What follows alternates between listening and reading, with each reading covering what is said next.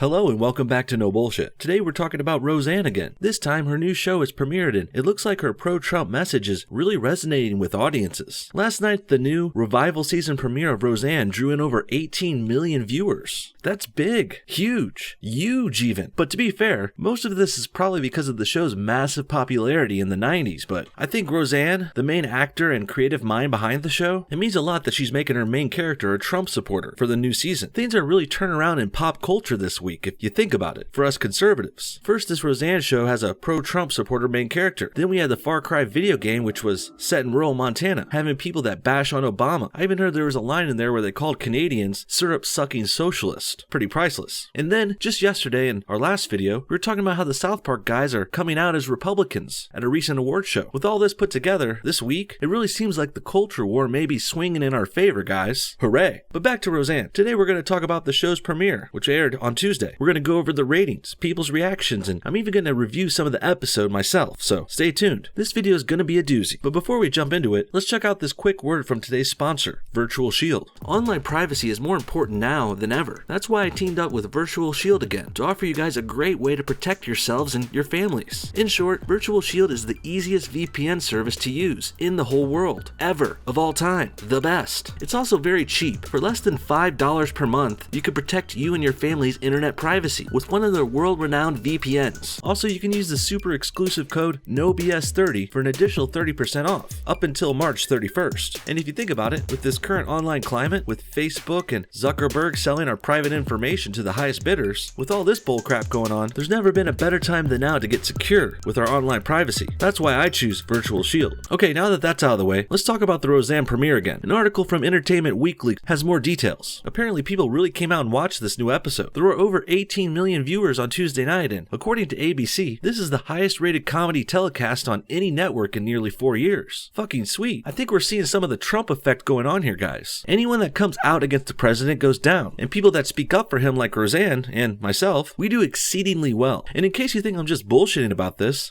Roseanne episode also beat out Sunday's blockbuster Stormy Daniels interview on 60 Minutes. Stormy Daniels, more like boring tattletales. And of course, Roseanne is among the recent wave of reboots currently on TV and in the works now at the networks, which include the likes of Murphy Brown, Magnum P.I., Charmed, and Fuller House, which premiered on Netflix just recently too. And some say the current political turmoil in the country is what's making these comforting revival type shows come back and be so popular. The nostalgia is soothing for people. And I think this even ties into this week's new movie, Ready Player One, which we'll probably get to in another video this week. And the new episode of Roseanne did not shy away from politics and current events either. Roseanne Barr's eponymous character reveals that she's a Donald Trump supporter, as I've said before. But it's also interesting to see her character's sister, Jackie, come out as a Hillary Clinton supporter. We even see Jackie wearing one of those pink pussy hats from the Women's March. Hilarious. Now, with all that said about the response and the ratings and the huge great reaction to this premiere, let's go ahead and dive into the episode a little bit further. Let's talk about the story, the plots, and the references. And let's see how topical and political this thing can get. What happened?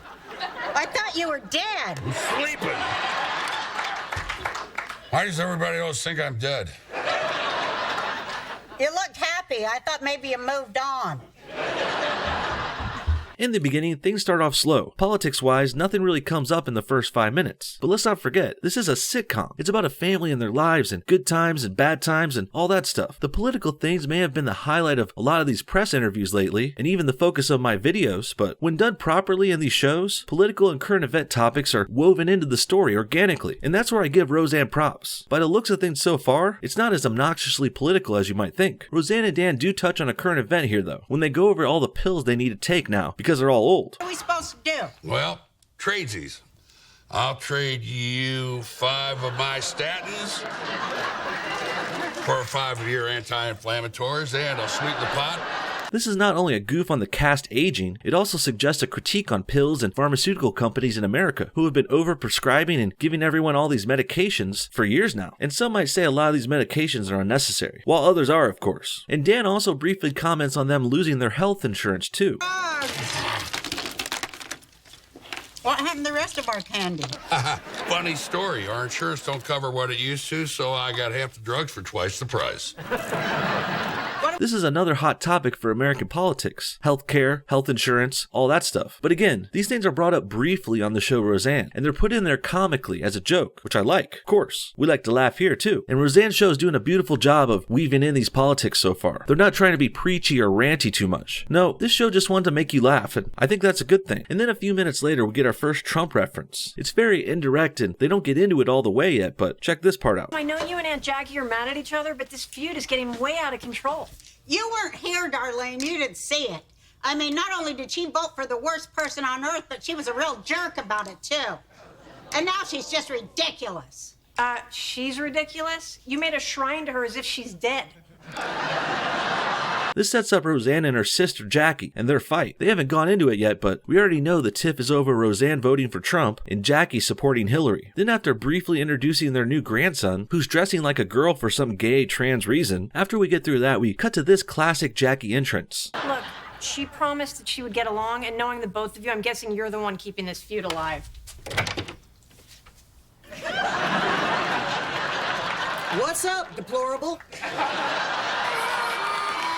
Now, we already went over the Hillary supporting and the pussy hat from the Women's March, but now we also got Jackie in a nasty woman shirt. This of course comes from the Women's March too. Ashley Judd and others said they were nasty women repeatedly there. And in fact, they actually got that line from Donald Trump, who called Hillary a nasty woman in the third presidential debate. So funny enough, or ironically enough, the Women's March, Ashley Judd, and Jackie here on the show, they all got this line from the president. They quote the man they hate so much and use his words over and over again. They try to pit it against him, but it doesn't quite work out. And by the way, this quote from Trump was accurate. Hillary is nasty. Of course she is. She's old, gross, and probably alcoholic. And by all accounts, she's also a woman too, supposedly. Then after a quick joke about guns from Jackie, Dan and Roseanne go to look and see where they hid their own gun in the garage. Dan might have lost it. This is just a quick bit though. We quickly cut back into the house. Jackie's come over for dinner despite Roseanne being against it. And Jackie even brought a funny salad dressing choice.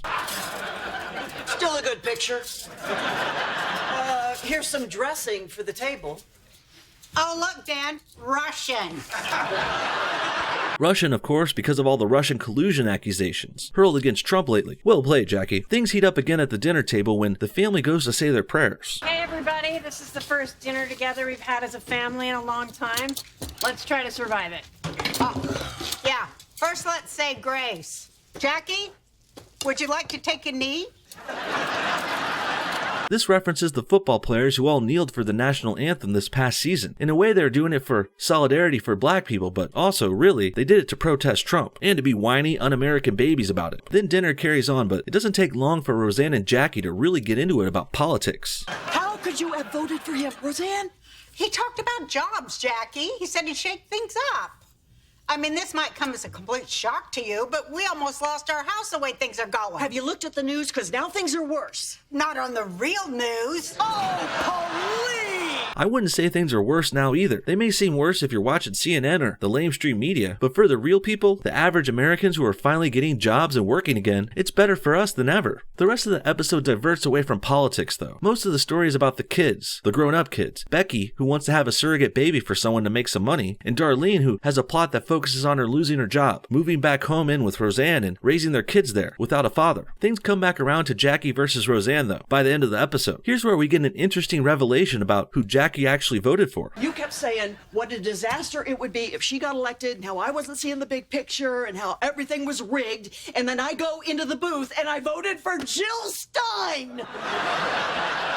Hilarious. In the end, Jackie voted Stein instead of Hillary, and I think this means more than just a joke for a laugh here. Jackie is saying Roseanne's anti-Hillary, pro-Trump talk actually convinced her when it came time to vote in 2016, and I would guess a lot of other people were on the fence like this too, especially on the left. Conservatives, on the other hand, were confident and we knew Trump was the right choice, but many liberals were wavering, much like Jackie. Hillary was a questionable candidate to say the least, and a corrupt, terrible, war-hungry globalist at the worst. So some of the most stark liberals might have even second-guessed her when push comes to shove at the polling station, and this of course is a big reason why Hill Dog didn't win. In the end, Roseanne and Jackie make up and agree to try to get along again, at least for the kids' sake. I'm sure there will be more political strife in their future though, and between that story and Darlene and Becky's side stories, I would say this is a good plot setup for this show's revival season. They've done a good blending of political, topical, and family stories here, and it's a truly excellent way to bring the Roseanne show into 2018. What do you guys think? Does this new season look like something you would watch? Should we be doing more Roseanne episode reviews here on No Bullshit in the future? future. I wouldn't mind moving forward with this if you guys are digging it too. If you are, hit the like button and comment more Roseanne below. And also let me know what you thought about this episode and its high ratings. And of course, thanks for watching a new video here at No Bullshit. We'll see y'all next time.